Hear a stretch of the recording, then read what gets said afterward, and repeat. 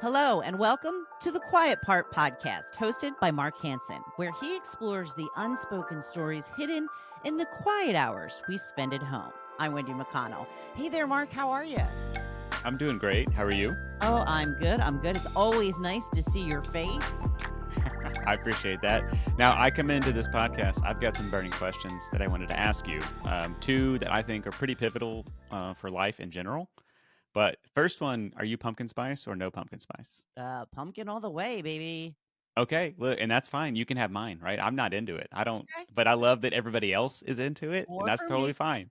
Yeah, that's great. I'm a good person to hang out with if you like cobbler or pumpkin spice. Like I really don't enjoy those things, and I'm totally happy to give my portion away. So Okay. the second one, when it comes to Christmas music, when is it okay to start playing, and when do you have to stop playing it by? Everyone has very different dates, and I love to ask people for their dates. I saw a Christmas movie on TV last night, and I thought, too early? Nah. I call myself the crazy Christmas lady because Okay, I love Christmas. I often will, if I'm not going the live tree route, will put my tree up 2 weeks before Thanksgiving. So all in nice. on Christmas. Totally okay with it being early. I'm not skipping Thanksgiving. I'm just having it next to my tree. Um, Yes. but yeah, once maybe a 2 or 3 days after Christmas, done. It's all. Okay. I've had enough. Okay. So we've got a similar stopping point. As long as it's at least November, I'm pretty okay with Christmas kicking off. I do enjoy Thanksgiving next to the Christmas tree at the same time. So yeah, we're on the same page there. Now I did grow up in Houston where it was like, hey, turn the air conditioner on because it's Christmas, and we want it to feel a little cold. But yeah, it's always fun when Christmas gets that, or Thanksgiving is next to the Christmas tree. But yeah, as soon as it's by like the 28th or the 29th, I'm like, okay, that's plenty. Let's go back to regular music.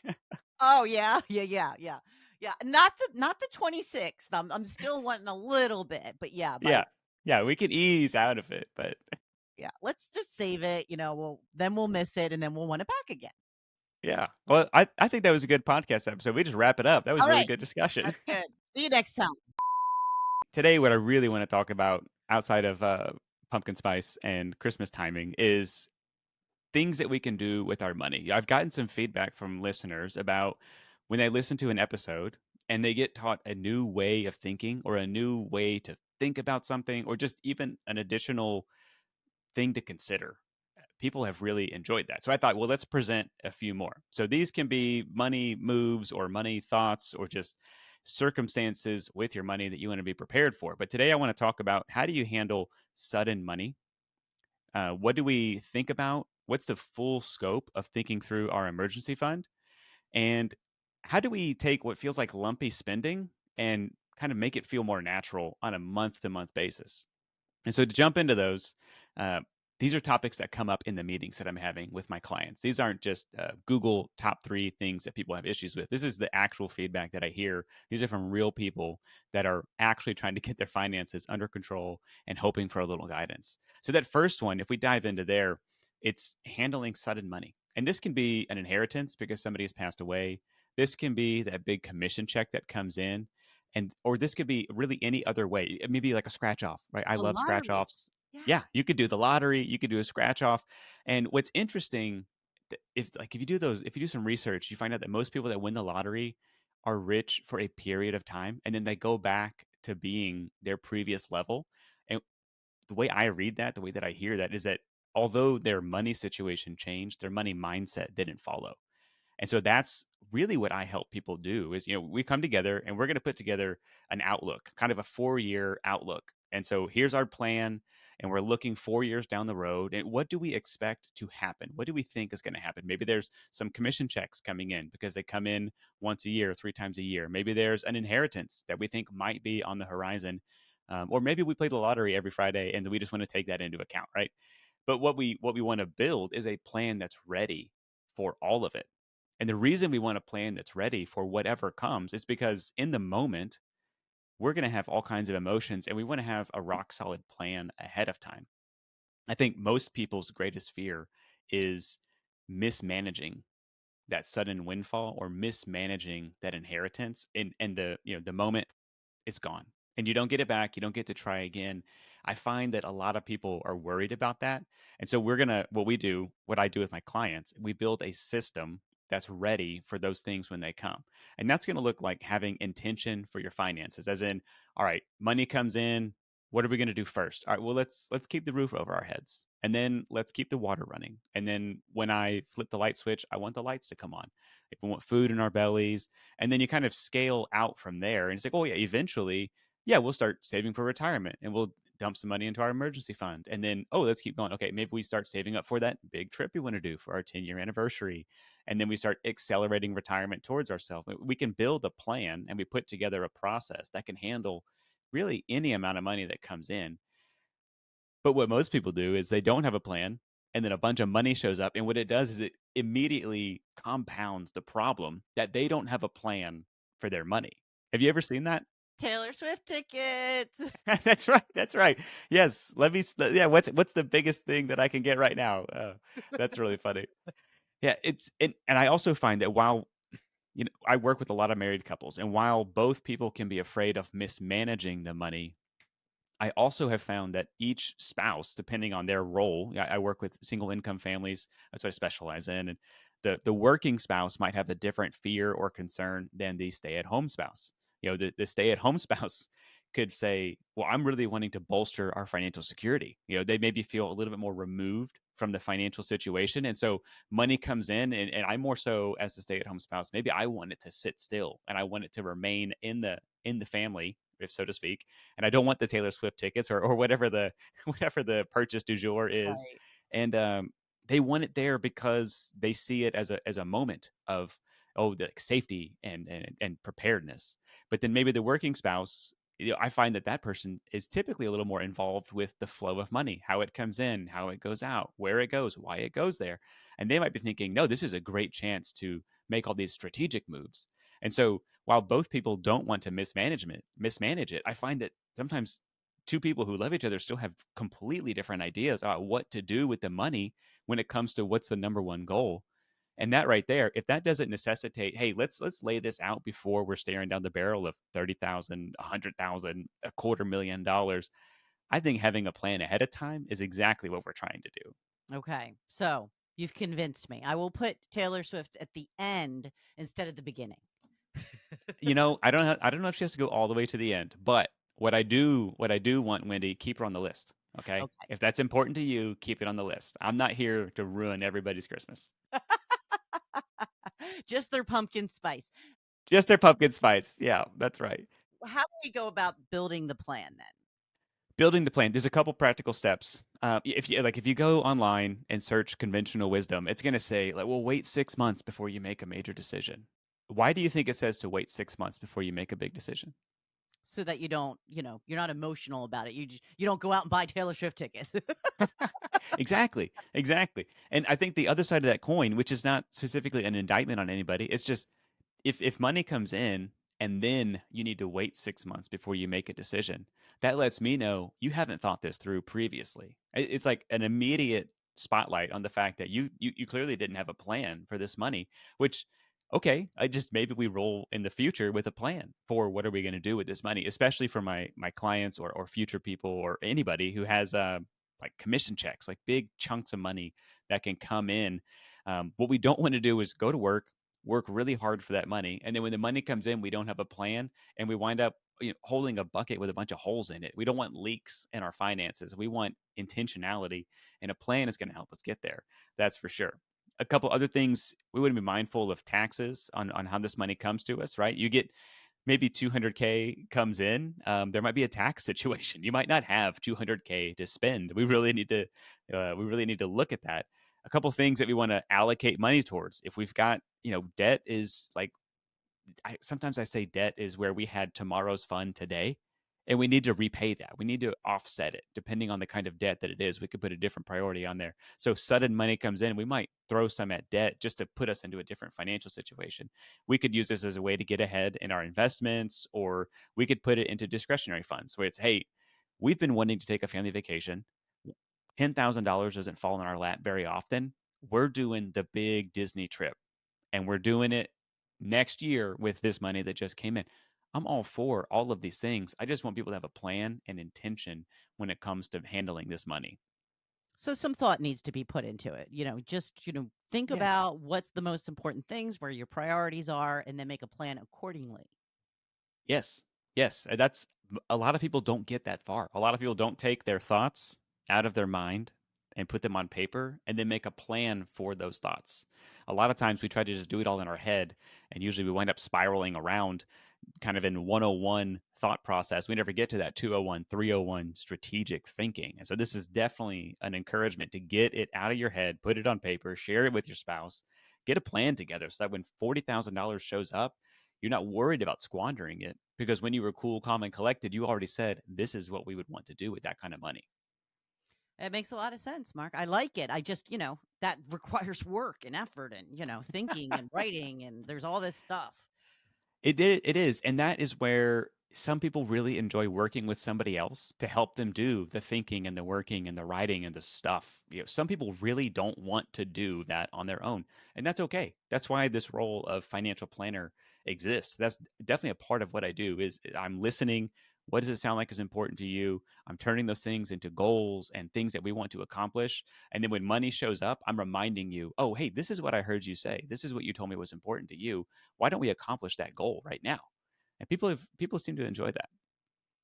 So we need to remember too that we probably, if we don't already have one, should be focusing on that emergency fund. As you said, the golden rule, or what they say is the 6 months of expenses, but that's not always what, like, I think, okay, 6 months of mortgage payments. That's great. That's what I have. I had a client one time who had some money that came in, and what we were really doing with that money that came in was we were bolstering the financial foundation. We were setting the foundation, as in they didn't have it, and now we needed to get it, because this was one time opportunity, and we didn't want to walk away different. And so what this client was wanting to do was, and I'm laughing at his statement afterwards. I'm not laughing at the client. That came out. My laugh came out early. Sorry about that. But when he was saying, "All right, I want to really jumpstart my investment portfolio. I want this to be the rock. I want to lump sum a bunch of this money into the market." And it was, hey, let's pump the brakes. Look, there's no emergency fund. Let's do an emergency fund. Got some debt. Let's pay off that debt. Got some credit cards. Let's pay off those credit cards. And at the end of it, we did also set aside for some money on a kitchen renovation. It was, hey, let's not just do quote unquote boring things, but here's some money. Let's renovate the kitchen. Let's make the family experience a little bit better. But at the end of it, and the reason I was laughing is he said, I mean, I never would have thought to do this. I never would have chosen these actions, but this is way more boring than I thought it was going to be. Oh, And I just died laughing, because what we had done was set up a really good financial foundation. Because now, and I was able to explain it to him, now he's from the mindset of, I've got the emergency fund. My credit cards are paid off. That's not looming over my head. My student loan paid off. That's my master's degree now. And my home better fits my family. And if I phrase it like that, like, hey, do you want those four things? Yeah, I do want those four things. But when he sat down and took his thoughts and put it out, he wanted to get the money into the market, but it was just a misprioritization of what to do with that. And the emergency fund that we built for him encompassed his life. And that's to show that it scales up and down with the complexity, right? If I come across somebody, Wendy, who's got 6 months of their expenses, but they don't have any money set aside for their business or for their rental properties, I'm all for rental properties. I don't think that we have to completely avoid that. But rental properties are super cash flow intensive. They can be. And if push comes to shove, let's say that the inflow of money is cut off. You've got two mortgages, one you live in, one you don't. Wendy, which one are you going to pay? the one I live in. Yeah, exactly. Yeah. Exactly. And because of that, because that's true, we can see a natural order of where we would want to spend our money. But that doesn't mean that we specifically want to give up that rental property. We need to account for that in our emergency fund. And so maybe your emergency fund is significantly larger than you thought it was going to be, but that's because it actually scales with your life. One person with one house, or one person with one primary residence and two investment properties, those are vastly different lives that might have vastly different emergency funds. And we want to make sure we take that nuance into account when we're trying to figure out how much do we want to have in that emergency fund. Okay. Makes sense. And again, my stay at home spouse and my working spouse, we might have different thoughts on this. The working spouse hey, this is a buffer to focus on the career. I can advance my career, and I can advance my career because I'm not so worried about, is the account going to zero? Is the account going to zero? Are we spending all the money? It kind of relieves some of that pressure and frees up some of that mental load to think about the future. Maybe that next step, maybe a job transition, internal, external. If we get the emergency fund to the right size number and we understand what that money is supposed to do, we really can reduce the mental load, the fatigue that we get of trying to mentally track our finances. And what's hard sometimes is when people think, and these are just numbers that I'm making up, when somebody thinks that their emergency fund should be $5,000. And I say, well, how about more like $40,000? And they're like, well, that's a giant leap. And so, yes, it is, but it's only in reference to your original inadequate emergency fund. And then when I say, by the way, $40,000 is a stair step on the way to the final number that I want you to have, which is $80,000, then they might look at me like I'm crazy. But what we need to do is, again, the emergency fund has to scale with our life. It needs to encompass the complexities of our life. If you're a business owner and revenue stops coming in and you have employees and you have expenses, you have debt in your business, we can't, especially if that's the single income coming into the house, we have to protect that with some kind of an emergency fund. That could be inside the business, right? We're not saying that it's specifically in your personal accounts, but we want to take that all into account. And I find a lot of people um, are thinking almost in the wrong number of digits when it comes to their emergency fund. And when I sit down and say, this is maybe what your emergency fund should look like based on the complexity of your life, they realize that huge gap, and that becomes a big priority. And something like sudden money, something like a windfall, if you've got a big bucket you're trying to fill up, you want a big dose of water to throw in that bucket, right? Right. So our emergency fund is a lot lower than you think it should be, is what you're saying. I find people often have significantly less in their emergency fund than I think would adequately prepare them for an actual emergency. Okay. Yes. All right. More money needs to go into the emergency fund. Yeah, and sometimes people really don't like that. But I used to work in a warehouse. That was my first big job when I was in high school. I say big job. It was a job I went to that used a lot of my hours. Inside the warehouse, there were a lot of employees, and at certain points, some of them would be standing around doing nothing. And from behind the glass, looking out into the warehouse, maybe you would say, "Look at those lazy employees. They're not doing anything." But those people were there, waiting for the next 18 wheeler to show up, and they had to be there waiting because then the name of the game was speed. Like the truck wants to pull up, you want to unload the truck, and they want to leave. The 18 wheeler wants to leave. That's a lot easier to do if 3, 4 guys are standing ready to unload the truck versus somebody's frantically running around the warehouse trying to figure out where they can find 4 employees to come help unload this 18 wheeler, right? Yes. And so what feels like maybe stagnant money, what maybe feels like, hey, this money's not doing anything. The money's job in the emergency fund is to sit there and be ready and available. As soon as that 18 wheeler pulls up, we want to be able to unload it. As soon as the emergency happens, we want to be able to handle it. I like that. I like that little example. There you go. Yeah, I didn't know that working in a warehouse would really be a part of my financial planning career, but I'm glad to bring it in. Yes. See, all of our working experience is valuable. That's right. That's right. Yeah, and so looking at what do we do with sudden money? What do we do with emergency fund? The last piece that I thought would be helpful is amortizing big expenses. And amortizing is just a fancy accounting word that means paying a little bit over the course of time. So, like Christmas is coming up. We want to spend $1,200 on Christmas. Well, on November 15th, you can look around and frantically try to find $1,500 or $1,200. Or each month, you could save $100. And by the time Christmas gets here, you have $1,200 and you're not running around looking for it.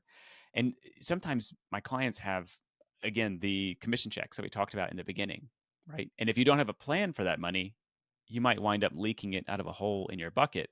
But that doesn't mean you didn't need that money because you've got the big expenses, right? And so we think about, oh, look at me. I did a great job. I optimized my home and auto insurance, which is something I help my clients do. I help them shop all of that through an outside company. And it's okay, now we're gonna pair up our home insurance and our auto insurance, and we're gonna pay it in March, and we're gonna pay for 12 months because that's how we get the best deal. Okay, well that's a lot of money. Man, where do we get the money to pay for that, right? There's a bigger expense than we thought. Well, if we have the emergency fund in place, we could dip into the emergency fund and then fill the emergency fund back up. If we don't have the emergency fund, we might not be able to actually take advantage of these big savings that we can get from bundling things together. But then, okay, in March, we're paying for these expenses. We know that they're 12 months expenses. We have 12 months heads up. We know it's coming down the road again. We can assume we're going to need to pay these premiums again. Now we've got 12 months to get prepared for the next set of these big expenses so we can continue to take advantage of the savings and steward our money appropriately. And that's just like one example. But the worst version of this is okay, we're going to start doing optimizations. Now we need to pay these premiums in March. We don't have the money. We don't have the money because we don't have the emergency fund. We don't have the emergency fund because we just spent it on Christmas. And we're still trying to figure out where the tax money is going to come from. And it's like, well, now we've got really 3, 4, 5 months of financial stress that are coming simply because we didn't adequately prepare. And the reason I wanted to do this episode is because these are things that we can think about. Having an emergency fund, amortizing our expenses, and having a plan for that money that comes in, all of these actually tie together into one large framework. And that framework that I present to my clients is we're going to make a plan and we're going to try to look 4 years down the runway. What do we see coming down the runway? And then we're going to have a plan. We're going to act in accordance with that plan. We're going to play the plan out. We're going to take the money. We're going to save it here. We're going to amortize this expense over there. I don't know how many different accounts we have. My families are allowed to choose different styles of how they handle their personal finances. But in 3 months, 6 months, we're going to sit down, we're going to meet again, and we're going to look at the plan. And over the past 3 months, what happened? What went well? What didn't go well? And we're going to update the plan based on these good things, based on these bad things. This is where we now are. Now let's look down the runway again. We're going to look 4 years. What do we see coming? Over the course of time, people will get better and better and better at guessing and forecasting and assuming what's going to be coming at them in the next 4 years. If you can train yourself to look 4 years down the runway and give yourself a 4 year head start, well, that's super interesting. That's a totally different way. Hear how different that is than my commission check shows up. It's $30,000. Taylor Swift tickets. Why not? It's so different than, okay, you know what? My little girl loves Taylor Swift. Taylor Swift is on a tour, or it's next year or whatever. I want to take her. All right, the commission check that comes in 3 quarters from now, I want to take some of that money and I want to set it aside for Taylor Swift concert tickets. Both people get to go to the concert. One just had way less financial stress potentially around that whole decision. Right. Yes, I understand. Yeah. And so it's the framework that I'm teaching people when we first start working together. And then that's the framework that we're repeating because that's the plan that gets us from here until retirement. At some point on that horizon, retirement shows up and then it comes closer and closer and closer. And when we're financially ready, we step into retirement. But we got there by looking, I'll say 4 years down the financial path. And as we stepped closer, we were trying to figure out what's coming down, what was true, what was not true, what went well, what didn't go well, how do we learn, how do we do better? And we make an updated plan every time we meet together. I have a question about the saving up, back in the olden days, we used to call it the Christmas club, or the vacation fund. We would have separate, places to put it in the bank account. Do we have separate areas where we're saving this money that's earmarked specifically for that, or do we have certain amounts, earmarked in the overall savings account? What do you suggest? Most people wind up utilizing something like a high yield savings account. And in that sense, we want to aggregate money together. What's simple is having one account versus three. So most people choose to have fewer accounts and they choose to put that money to work. So your money can earn some money while it's just being money and waiting around. But that doesn't mean that it's super easy to remember like what is this $80,000 for? And it's oh yeah, it's 60,000, 65,000 of emergency fund. it's 2,000 for college, it's 3,000, and we just write that down on a piece of paper. Or you can utilize my love language, Microsoft Excel. I think there's a great use to have a spreadsheet so you can earmark this money. So it's always one account and one subtotal, but Okay. you've got it written down somewhere. That way you can remember, what is this money for? What is this doing? And you can assign those values. Okay. Yeah, I think it's no reason we can't go old school, right? All right. Yep. I mean, I'm still not using Excel, but yeah, all right, I got it. If you're Google Sheets, that's fine too, right? Is that what you meant? No grids. I will not deal with grids. No grids. All right. Well, look, in Google Sheets, if you go to View and then Show, you can turn off the grid lines. So why don't you just do that? But you still want me to put the same things in the grid. Secretly, yes. See, I think it's the only way to go about it, Wendy. It's the only way to do life is through the lens of Excel. Yes, yes. Well, that's your specialty, so good for you. Yeah. Well, all right, fine. You'll probably never convince me to do pumpkin spice and cobbler, so fine. I don't have to convince you to do Microsoft Excel. We can All have right. our differences. Ah, sounds like a nice compromise between us. Yeah. So in summary, this episode again, we talked about windfalls, building an emergency fund, trying to take what feels like lumpy spending and even it out. And people might still have a couple of blank spots where they're like, well, what does this look like? And it's like, well, what does it look like? I wrote an ebook about it, right? There's Peyton and Jordan. They're a fictional couple. You can get that on my website. The ebook's called What the Heck Are You Thinking? And it really covers a lot of this, as in, like, what were you thinking? Life's happening. Of course it is. And it's written a lot nicer than the way I just said it. Sorry that sounded so gruff. It's really written to educate people of, you're prepared for it or you're not prepared for it. This is how life can come at you. And if you have more thoughts around, well, but what does my spending look like? I've got the lumpy spending that you talked about, but how do I really even it out? Go back to episode 4, where we talked about household cash flow. I would say listen to that. We start breaking expenses into savings and investing and fixed expenses and variable expenses. And if you go listen to that episode, you'll understand how to get maybe a better grip on your budget. And then you could go from there. Like, okay, now how do we implement a system that makes our spending feel a little bit stabler from month to month? Okay, that sounds great. So, about the ebook, listening to episode number 4, how do we go about doing all of that?